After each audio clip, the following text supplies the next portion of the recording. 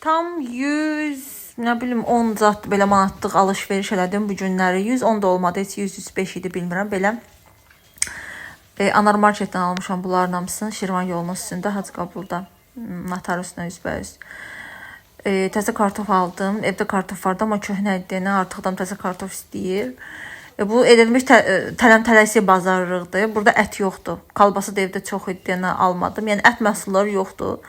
Əti gedib mən həmişə aldığım qəssab var.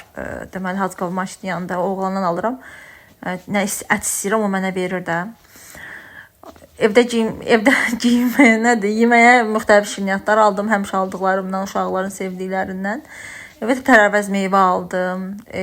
Çox dərin bazarlıq deyil. Sadəcə evə lazım olan vacib bir şeylər idi.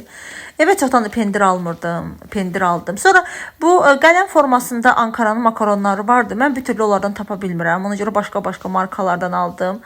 Balaca tomat bankasını mən uzun müddət işlədirəm. Hər dəfə işlətdikcə üstünə yağ tökürəm. Eləcə uzun müddət işləyir. Ona görə də daha çox tomat da almıram. Barnini inci için aldım. Məktəbdən gələndən sonra onlar səhər məktəbə yeməyib gedirlər. Məktəbdə çox vaxt heç yemirlər. Evə az gəlirlər. Yemək yeyəndən sonra isə şirniyyat falan yeməyi çox sevirəm. Ona görə bir xeyli abur-cubur aldım onların sevdiklərindən.